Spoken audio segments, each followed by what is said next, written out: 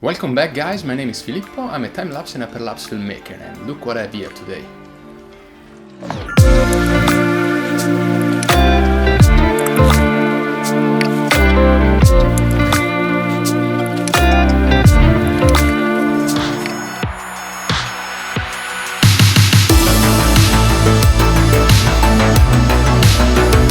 I want to say thanks to Skypixel and DJI for sending me over a Mavic Air to try it out. I want to compare it especially with the Mavic Pro, even a little bit with the Phantom 4 Pro and the Spark. From a design and portability point of view, the Mavic Air is simply beautiful. The way it's designed, the foldable arms, the little feet that come out. It is small and light, and when folded it's even smaller than the DJI Spark. It has a beautiful gimbal design, especially compared to the Mavic Pro. It is much more protected, since it's recessed into the drone itself. And finally we have a gimbal cover that does its job and it's easy to install and remove. The best improvement on the Mavic Air controller has to be the removable thumbsticks.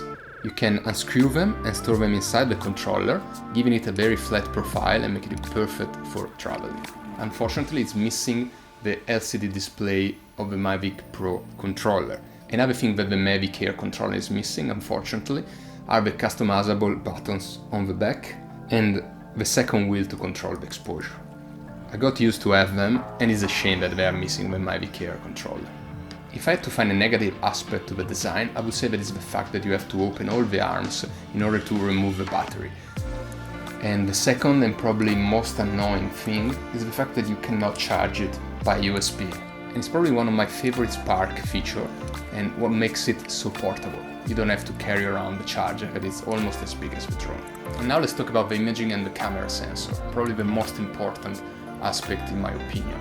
On paper it's got one feature that got me the most excited, and that's the video bitrate that has been increased from the 60 megabit per second of the Mavic Pro up to 100, so pretty much the same specs as the Phantom 4 Pro.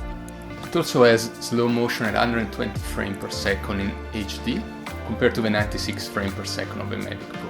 But let's go and compare the video quality of the Mavic Air, Mavic Pro and Phantom 4 Pro in 4K and in slow motion.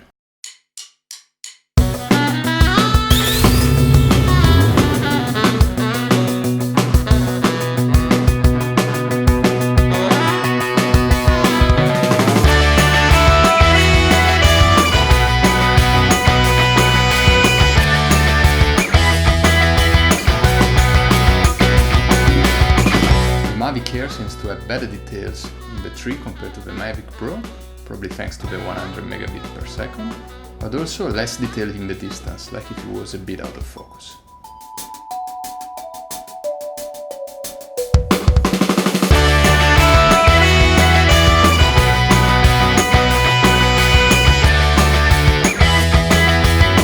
In slow motion there is not a big difference between the two Mavics, but the Air has the edge with 120 frames per second compared to the 96 of the Pro.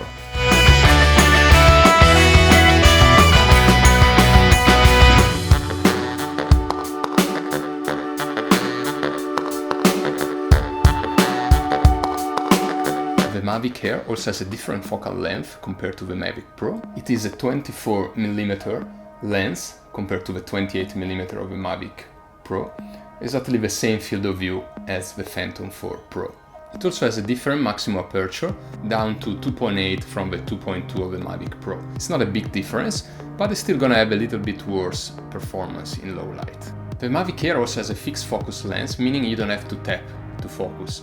It also shoots RAWs like the Mavic Pro and has color profile, even though only one, that is the D Cine-like, but is actually the color profile that I use the most. Another cool feature is that it has an internal storage of 8 GB. Might not sound like much, but it can come in handy when you forget your memory card home, for example. The Mavic Air also has few new intelligent flight modes compared to the Mavic Pro.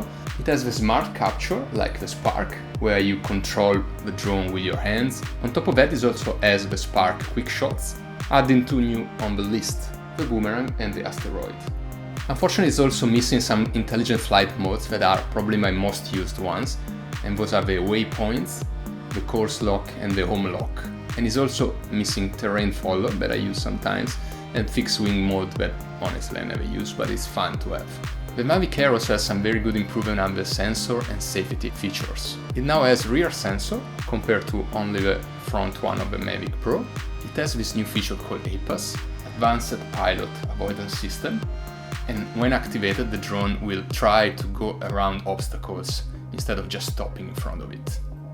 It can be quite useful, especially if used combined together with active track. Finally, let's talk about performance. You wouldn't think that such a small drone could be so fast, and is actually a little bit faster than the Mavic Pro. Unfortunately, the flight time is quite lower compared to the Mavic Pro, especially the Platinum edition, that is almost 30 minutes.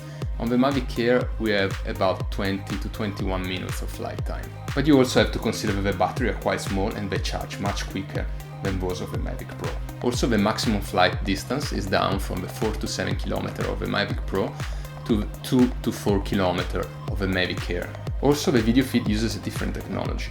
Unfortunately, we don't have any more the Oculus Sync that we find on the Mavic Pro, but we have an advanced wireless transmission. This could cause some problems when you're flying in a very busy area, when there is a lot of Wi-Fi signal, for example, so it has to be taken into consideration. So in the end, I would say that the Mavic Air is definitely the best travel drone. The only thing that is missing is being able to charge it with USB, and only because of that reason I would probably still keep my DJI Spark.